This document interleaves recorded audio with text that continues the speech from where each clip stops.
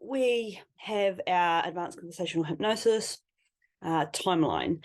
And the timeline presented here is basically the process from start to end that you will expect to go through with a client to move them from where they are currently all the way through to their to being able to access and utilize the new resources that they come up with unconsciously, and thus sending them away into their back into their life experience where they can begin integrating those new resources. So our very first part of the process is always the investigation phase.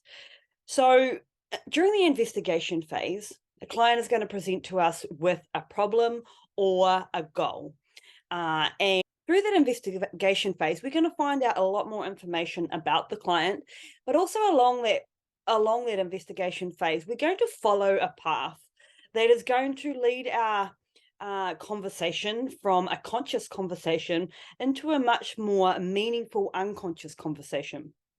And so we're going to begin the investigation process really simply by asking the client what's the problem, or what is it that you want to achieve, and what is stopping you from achieving that. So these are the two approaches that you can take with this.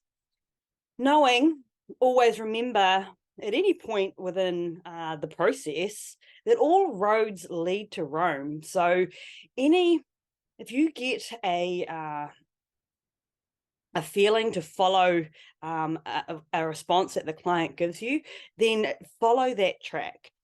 It doesn't matter whether you do or you don't, or you maybe reflect and go, oh man, I should have taken that one. I should have pushed a little bit further onto what that was. None of it matters, because within our mind, all of these dots are connected, and all it takes is for one knot, if you will, to be untied, and it'll have a domino effect on all the others that are clustered around it. So through our investigation phase, we're asking questions, we're getting curious about the client's so-called problem and how they got there, and all the thinking, the experiences that they have, that they experience, that has ultimately created the outcome that they are now stuck. Because all problems exist because we have become stuck within our conscious thinking, and we are unable to access new resources to allow us to move away from that problem. So I summarize these conflicts and beliefs and theories, assumptions and conclusions as knots. So if you hear me frequently referring to knots, these are just some of the stuck points that we come to within the investigation phase that is ultimately going to lead us to much more quality information, and eventually a breakthrough, if that is what the case will be. So we're looking out for these internal conflicts, or the beliefs, or the theories, etc. And when we come across those knots, what we're looking for within the response within our client are those unconscious moments, because that is going to tell us effectively that we're on the right track.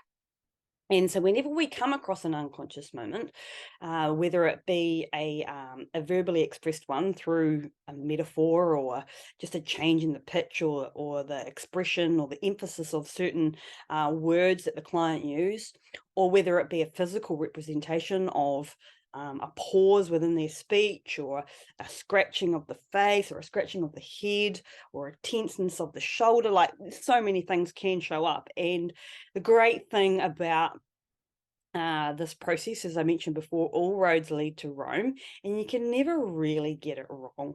You just need to have a go, and if it works, if what you are calling out, say it's an unconscious moment, and they scratch their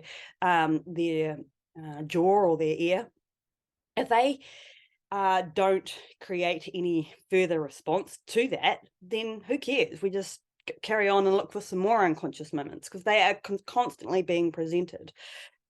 I guess just a note with that is that often, very, very often, the client will dismiss what they are doing. Say if it was to scratch their ear, you'd say, oh, what was that? And they'll be like, oh, I was just scratching my ear, it was itchy. Just always be on the awareness that that is a conscious response that is trying to cover up something that may be deeper. So you really do want to inquire a little bit more to make sure that it wasn't an actual itch that meant nothing, or that it was actually something that the conscious mind is trying to protect. But again, there's no right or wrong way. So as we continue through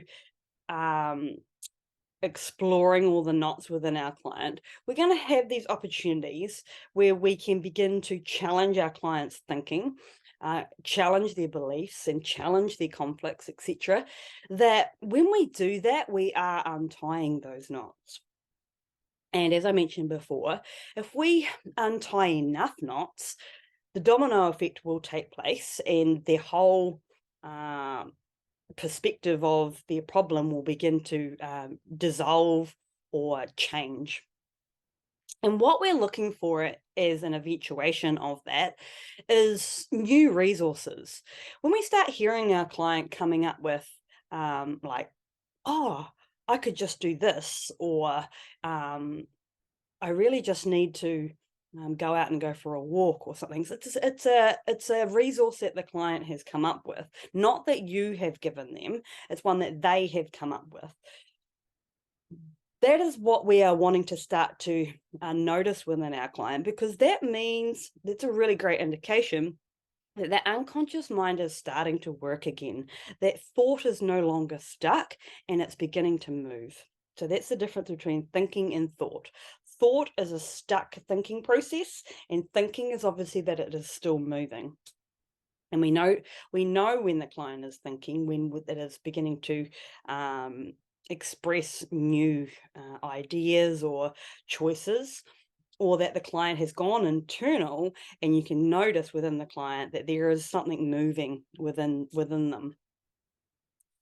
So when the client comes up with a resource, whatever it might be, let's just use what I mentioned before about going for a walk, we want to test it. And we want to test it in relation to the problem.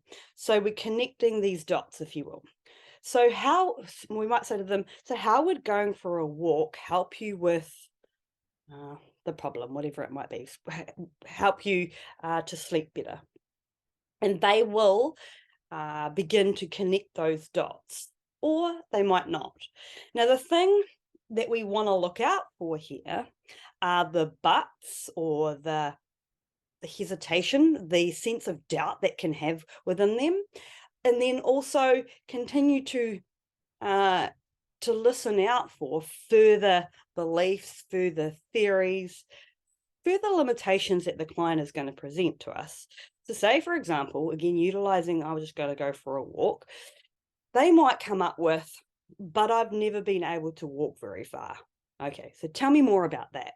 So that is a response that we want to challenge. And again, as I mentioned before, we just continue to go along that process and challenge those beliefs, or those conflicts, or those theories, those knots, so that one unties. And as I mentioned before, we untie enough knots and everything will begin to change. So that this process here where we are at right now, where we are challenging thoughts, the client comes up with new resources, and then connecting it back to the problem and listening out for any further rebuttals, is going to be the continual process for a period of time with your client, as we clean up that thinking process, if you will. And once that has been exhausted, and the client is coming up with continual resources, and there's no further rebuttals, then we have effectively created some kind of breakthrough. And we then want to test the new insights and the new resources that the client brings up to us with a sense of robustness, because if we test them in the session, then we're going to know almost for certain that when they go out into real life situation where life tests us, that those resources are robust. So we want to go through a couple of testing questions to challenge those resources. And we can start off one simply. Say again, using this walking, for example, what if it was raining outside? What would you do then? And they might come up with, oh, well, that's cool. I'll just jump on my stepper machine at home. And so there's no sense of doubt or reservation or, oh, but yeah, it's raining, I don't want to get wet. There's no further rebuttal. So that's a tick in the box. If there is a rebuttal, we go back to the start of the process and we challenge it again and again until all of those rebuttals have been broken down. Our next testing process, we want to test a little bit harder, and we want to bring in a little bit more emotion perhaps to the process, to the resource. So throughout the conversation, we would have explored a fair amount about the client, and maybe the client at some part of the conversation has brought up something about their relationship, and we're going to connect that throughout our testing process. Just as an example. So we say, what if you've had a really big fight with your partner and they don't want you to go for a walk? What will you do then? So we're challenging it. We're challenging those emotional drivers to test the resource to see if it still holds tight. And again, if there is a rebuttal, we go through the process again and we challenge that until it has been exhausted and the client has been able to move past those rebuttals. Finally, within the testing process, we're going to test something like completely bizarre and crazy. And it might sound or feel really strange to challenge your client in this manner, but trust me, it works. So the next one we might say, what if you've been invaded by aliens and it was time for you to go for a walk? What would you do? So again, they're going to be able to say, oh, well, I've got to go and go into a safe place so that I don't get kidnapped by the aliens. Okay, cool. So we're going to challenge that. Tell me more about that. Again, and if there is a rebuttal, we go back to the process and we repeat it all over again. But by the time we've got to that last testing process, we say to the client, what if aliens invaded you and it was time for you to go for a walk? We're going to know whether that resources or the resources that the client and the journey that we've come through from start to where we are now has been effectively successful. If the client goes, well, the aliens can come join me. It's all I care about is going for my walk. Something that just shows absolute carefree motivation, like I'm going to do it no matter what. That's at a point where we're going to go, cool, we're pretty much done here. This is awesome. So what we want to do then is a demarcation process. And our demarcation process is effectively breaking the client away from the trance conversation that we have taken them through. And it might be something like, what time is it? So just breaking them away from that trance conversation to bring them back to reality. It might be, what are you doing today? Or what's for dinner? Anything that's going to take them away completely from the discussion that we've just had. And so we're really wrapping it up now. So the final piece, or the final part of the therapeutic process within a session is to give the client some tasking so that their unconscious mind can get on with what it knows how to do and not have the interruption of the conscious mind coming in to analyze or second guess or do what it does best, and that is protect that unconscious programming.